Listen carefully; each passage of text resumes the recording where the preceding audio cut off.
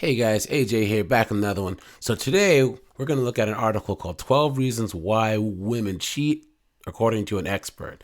And this is actually written in Brides Magazine. My friend sent me this article, so you know who you are, bro. Thanks for that. Um, this article, of course, is going to start on the assumption that when women cheat, it's justified, and when men cheat, we're trash, right? But it inadvertently makes some good points about like modern women's unrealistic expectations and then how marriage was not originally made for this crazy Disney modern interpretation of what these women think it is. So let's just jump into it. And it's called 12 Reasons Women Cheat According to an Expert. Studies show that the infidelity gap is narrowing.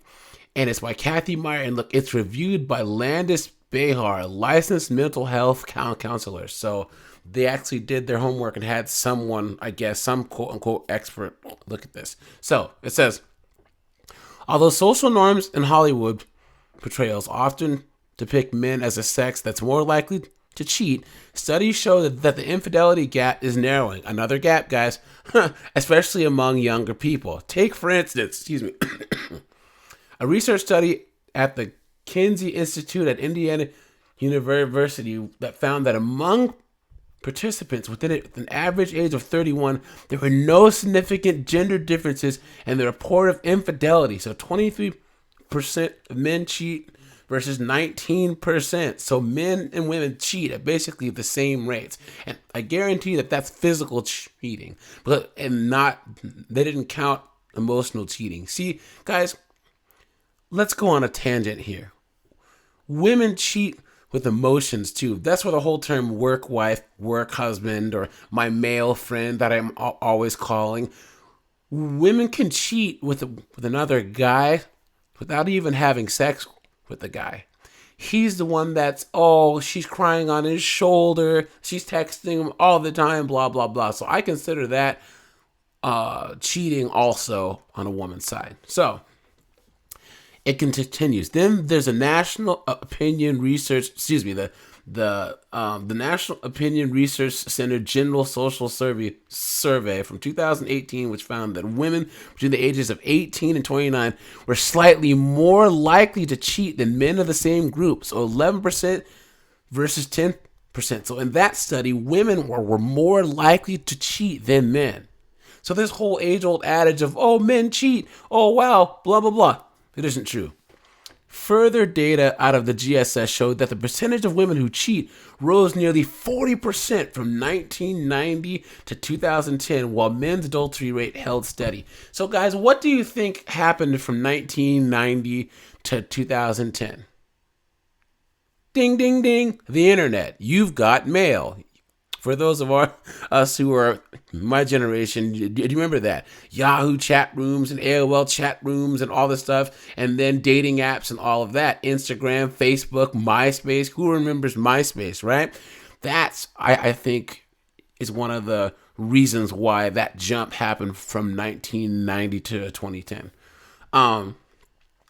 So, the reason for the uptick in women who cheat, some attribute it to the increased responsibilities and therefore increased needs and wants of the modern woman. Well, that's what I attribute to. Empowered by feminist viewpoints and financial freedom, women are less likely to compromise and better positioned to seek out the emotional and sexual gratification that's missing in their relationship. Now, guys, women are not doing well. Most women work in retail. Most women make $37,000 to $40,000 a year. So where all these financially independent chicks are, that's not a thing, guys. Don't buy it. It continues. The gap shifted when women went to work and had their own money and choices. With choices comes easier dissatisfaction, which means if you're free to succeed, you're free to fail. We also expect a lot more out of marriage now. Here we go, guys. Before, marriage was a vehicle to raise your family and be taken care of financially. Here we go. Here's the big one. Now we expect happiness, good sex, best friends, and more out of it. We have put a lot of pressure on marriage when it wasn't originally designed to meet all your needs. Bang! This woman said it straight up. This Angela Skirtu, who's a licensed therapist or whatever, said that women have changed their expectation of what marriage is. They're the ones that are putting more expectations. They want a guy to be, 6 foot tall, 6-figure earner, their best friend, their hairdresser, their maid, you know what I mean? Their therapist, their tattoo artist, all this stuff at the same time. And it's just not possible. It's absolutely not possible. Marriage was never about love. It's about duty, honor, and respect. And you see all these girls go, I wish that I could have what my grandparents had, and they were married for 50 years. Do you really think that your grandparents loved each other the whole time back when they were married for 70 years? No.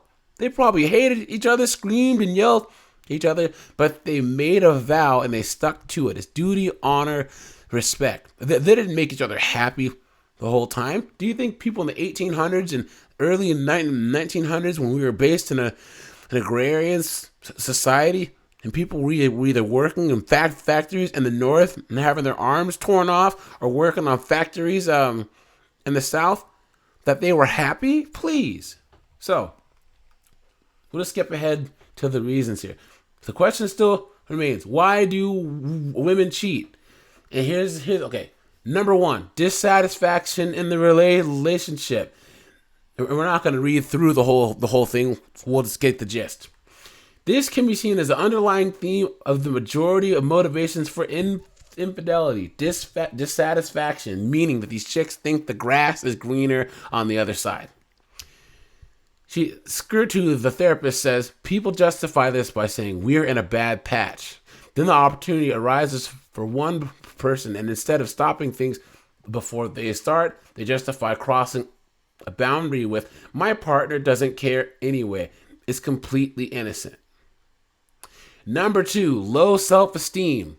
And here we go. This is, accountability. What's that, right? Low self-esteem. When a woman is struggling with low self-worth, it may spur them to look to external sources for the attention and validation that they and their partner are unable to create and sustain. Low self-esteem starts out like, why would anyone find me attractive? And then someone starts to show that attention, and it feels really, really good. A woman who cheats may rely on affairs to provide them with proof of their value, or desirability. When one fling ends, it may cause them to feel neglected or worthless, so they pursue a new one. So basically, instead of going out and getting therapy and doing other things to feel better about yourself, they just jump on the, on the CC, on the you-what carousel. Number three, emotional starvation. While studies show that men who cheat are primarily motivated by sex, women who cheat tend to do so to fill an emotional need, just like I said earlier, guys. Women tend to cheat emotionally and they cheat physically, but they usually, when they cheat physically, emotions are involved. And that's why I honestly think that it's so much worse when women cheat. Men can just bang whoever, and we have no, what did Andrew Tate say? He can bang a chick and she can get hit by a bus the next day and he wouldn't care, Now, guys, I want to preface this by saying cheating is not okay, right? At all. It's not cool. And if you're a guy, if you do get cheated on, leave. Don't deal with it. I don't care if you've been with her for 5 months or 18 years. Get out. Because it's not worth it. Okay. And in the case of an emotional affair, it continues, sex isn't part of the equation at all. See, you can cheat emotionally. Whether the affair is physical or emotional in nature, a woman may cheat because they crave conversation, empathy, respect, devotion, adoration, support, or some other connection that's lacking in their current relationship. Now, men are not your counselors. We're not your best friends. Your husband or your boyfriend is supposed to provide different roles other than all that stuff. And I don't see how it just became assumed that men are just supposed to do all this. Number 4, anger or retribution. Of course, a woman can cheat on you because she's mad at you. That's no surprise. Some women enter a relationship with an idealized image of how their spouse should behave. When the partner falls short of expectations and can't meet their every need and desire, it can create a divide in the relationship that provides the impetus to stray. Absolutely. Some women may resent their partner for another reason, like money, such as a partner's past affair, and use their own infidelity as retaliation. Yes. Number 5, lack of excitement. And I really think that this is one of the most common ones. It's because women just don't understand. Marriage and relationships are boring. Like, you get it in a good relationship, it becomes a routine. Routine is not a bad thing. Men, we are creatures of routine. How many times, guys, have you just got up, gone to the gym, came back, showered, gone to work, came home, ate dinner, went to bed? That's your weekly routine. Guys will do that for years. We don't like chaos in our lives, So, number 5, lack of excitement. You've likely heard of the term serial cheaters, people who cheat for the thrill of it. They may love their significant others, but yearn for those endorphin-fueled interactions that make a new relationship so exciting. I think that as a society, we don't honestly address how boring work and family life can be at times. Only women have that mindset. Really, men don't. She says, I was recently watching the show Good Girls, and they turned to street crimes. It's addressing the same thing, boredom. I feel people are more likely to cheat than get involved in crimes, but it's the same premise. Now, guys, if you're in a relationship and you're bored, get a hobby. Go to the gym. Take a ball dancing class. Start rock climbing. Start skydiving. Do something, But these chicks want to just jump straight onto, on a man's what, instead of jumping out of an airplane. Come on now. Number 6, sexual deprivation. Now, I'm shocked they put this here on the women's side, because oftentimes men aren't getting enough sex in their marriage. I think it's like 35% of all marriages are sexless anyways. But let's just see what she says. She says, try as we might to keep the spark alive, the excitement that accompanies a new relationship only lasts so long. Predictability and familiarity will eventually overtake the quality and frequency of sex. It's not surprising then that some women who cheat are missing those thrilling hallmarks of a relationship in the beginning stages, when passion and intrigue have yet to give way to routine. Now, a lot of women don't understand, if they're not getting enough sex, it's probably because you got married and you gained 40 or 50 pounds and you're not the cute little thing you were before. Men, we're visual.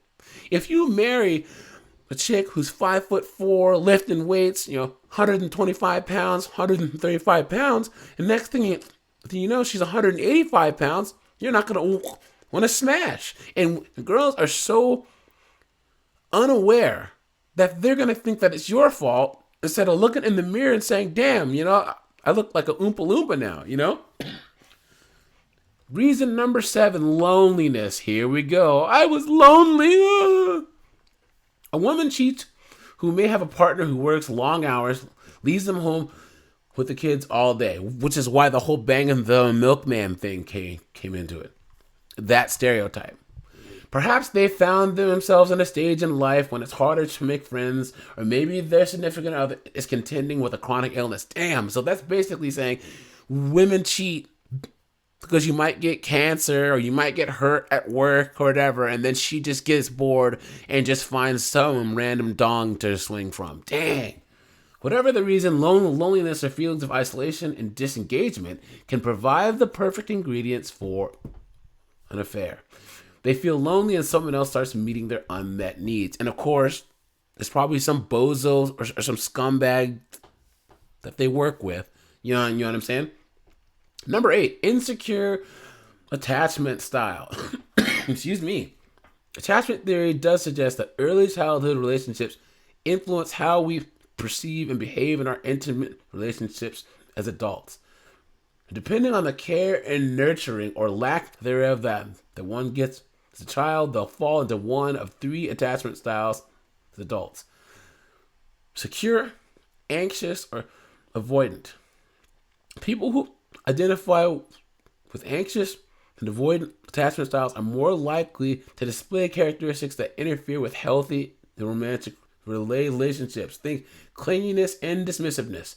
And they are more likely to cheat. So basically saying that if you are anxious, where you exhibit fear of abandonment, or avoidant, preferring to retain their independence, that you're more likely to step out of your marriage. Number 9, midlife crisis. Now, I didn't think that women had those, because I thought they had midlife menopause. You know what I'm saying? But let's see what it says.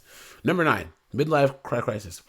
While midlife crises generally affect people between the ages of 35 and 60, the event has less to do with age and extenuating circumstances. Major life events such as the death of a parent or milestone birthday may trigger a midlife crisis in a woman, causing them to wrestle with the burden of greatness that is the social, cultural expectation that women can and should have it all. A successful career, a loving partner, adoring children, and so on. So, come on, man. Where's the world's smallest violin here, right? Women are the ones that put this burden of greatness on themselves, that they can have it all and have the career and the husband and the children. That's their fault, you know? But it shouldn't justify you as a man getting cheated on. Number 10, an underlying condition. Here we go. According to a blog, depression and infidelity go hand in hand. An affair is exciting so much that the brain can begin to pump out dopamine, norepinephrine, serotonin, and all the neurotransmitters that we produce when we're attracted to someone, but which, not so coincidentally, are the same chemicals produced when we take antidepressants. Wow. In other words, a woman who cheats could be self-medicating through her infidelity, even if they don't realize the true reason behind their pleasure. So a woman who's mentally ill can be self-medicating with strange dongs. Okay, guys, sidebar here. Never date a woman who has mental illness. Don't do it. A woman who's bipolar, a woman who has OCD, a woman who has a depression. Don't even do it, guys. It's the same as dating a woman who has who's an alcoholic or a junkie. Just don't do it, guys. There's way more women out there who are normal, healthy, minded chicks. If you choose to be in a relationship, that you can be in a relationship with, that don't have these mental problems. And now, number 10 saying that not only do you got to deal with all the foolishness of some knucklehead who has all this depression, but they're more likely to cheat on you too? What a joke. Number 11. We're almost done, guys. Opportunity. Few acts of infidelity are premeditated. Bullshit. That is such BS, guys. I try not to swear in these too much, but that is such BS, man. Women don't cheat unless they plan for it. That whole concept is ridiculous. This has to be one of the worst ones out of all of them. You just don't trip and fall on a strange dong. Come on, man. Okay, calm down. Okay, few acts of infidelity are premeditated, but rather a result of unexpected opportunity. Don't you love silly manufactured terms? Well, I didn't plan on it. It was an unexpected opportunity. Come on, man. They feel down, and another person is in a similar boat, crosses their path. They start commiserating, and then it moves on from there. People in this situation usually can't explain the reason behind their infidelity. It sort of just happens, even though really there are specific moments of truth that can make or break the affair. That's how you know that this is written by a woman and that the skirtu person is a woman. Because can you name anything as a guy that you could just say, it just sort of happened. Even as a guy, if you cheat, you can't say it just sort of happened, babe. No, you knew darn well what you were doing. Anyways, and the last one, numbing difficult feelings. People can develop a wide variety of coping mechanisms to deal with difficult emotions, sometimes choosing strategies that emotionally numbing effects as an easier option than facing them. So this is that. Oh, I was dealing with my trauma when I was banging those two dudes in the hotel room. I was dealing with my trauma. Please. Sex, drugs, alcohol, and other addictions or compulsive behaviors are just a few examples. It says, an affair is an escape from reality.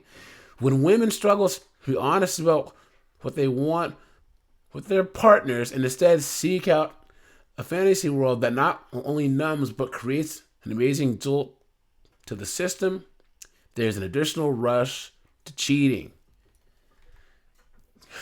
Guys, I'm going to sum this up and say, look, never deal with cheating, guys.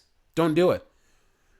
It doesn't matter if you have kids. It doesn't matter if you've been married for 20 years. It doesn't matter if you guys just met. It doesn't matter how you find out. Don't put up with it because it's disrespect.